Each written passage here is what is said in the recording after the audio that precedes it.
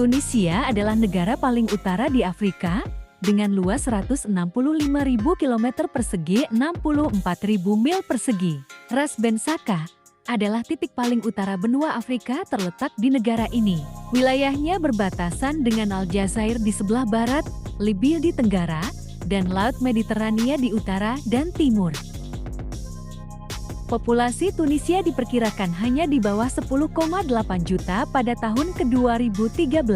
Nama Tunisia berasal dari ibu kotanya, Tunis, yang terletak di pantai timur Laut Tunisia. Secara geografis, Tunisia terletak di ujung timur Pegunungan Atlas dan bagian utara dari Gurun Sahara. Dengan garis pantai sepanjang 1.300 km yang menghadap Laut Mediterania. 40% tanahnya merupakan bagian dari Gurun Sahara dan sisanya merupakan tanah subur. Tunisia adalah satu-satunya negara demokrasi di dunia Arab.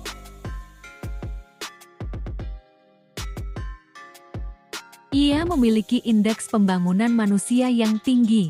Ia memiliki perjanjian asosiasi dengan Uni Eropa dan merupakan anggota dari Law Francophonie, Uni untuk Mediterania, Uni Arab Maghrib, Liga Arab, OKI, Arab Free Trade, Komunitas Sahel-Sahara Serikat, Uni Afrika, Gerakan Non-Blok, dan kelompok G77.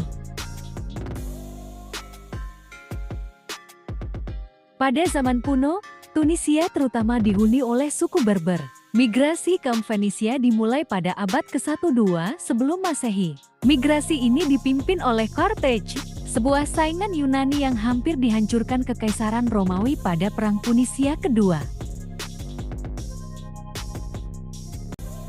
Meskipun berukuran relatif kecil, Tunisia memiliki keragaman lingkungan yang besar karena jaraknya dari utara ke selatan. Luasnya di timur barat terbatas.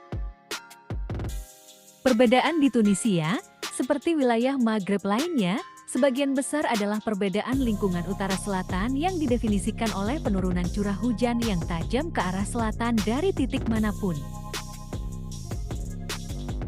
Sahil, sebuah dataran pantai yang meluas di sepanjang pantai Mediterania timur Tunisia, termasuk di antara area penanaman zaitun utama di dunia. Sebagian besar wilayah selatan semi gersang dan gurun pasir.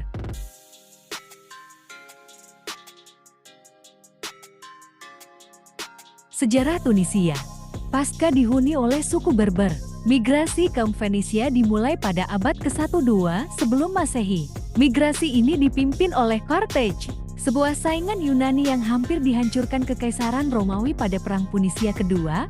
Carthage akhirnya dikalahkan oleh orang Romawi dalam pertempuran Carthage pada tahun 149 sebelum Masehi. Kekaisaran Romawi memperkenalkan agama Kristen dan seni arsitektur, termasuk amfiteater Aljem. Tunisia ditaklukkan oleh orang Arab pada abad pertama Hijriyah, diikuti oleh Kesultanan Utsmaniyah Antara pada tahun ke-1534.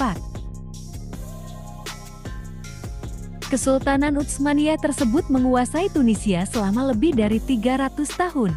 Penaklukan Prancis atas Tunisia terjadi pada ke-1881. Tunisia merdeka pada tahun 1957 sebagai negara republik yang didirikan oleh Pasca kemerdekaan 1956 sampai 2011 sunting, Tunisia meraih kemerdekaan dari Prancis pada tahun 1956 dengan Habib Bourguiba sebagai Perdana Menteri. Setahun kemudian, Tunisia dinyatakan sebagai republik dengan Bourguiba sebagai presiden pertama. Pasca revolusi sejak 2011 sunting, revolusi Tunisia adalah kampanye intensif perlawanan sipil yang diakibatkan oleh tingginya tingkat pengangguran, inflasi pangan, korupsi, kurangnya kebebasan berbicara dan kebebasan politik lainnya dan kondisi hidup yang buruk. Serikat Pekerja disebut-sebut sebagai bagian integral dari demonstrasi tersebut. Katalis untuk demonstrasi massal adalah kematian Mohamed Bouazizi, seorang pedagang jalanan Tunisia berusia 26 tahun yang membakar dirinya sendiri pada tanggal 17 Desember tahun 2010 untuk memprotes penyitaan barang dagangannya dan penghinaan.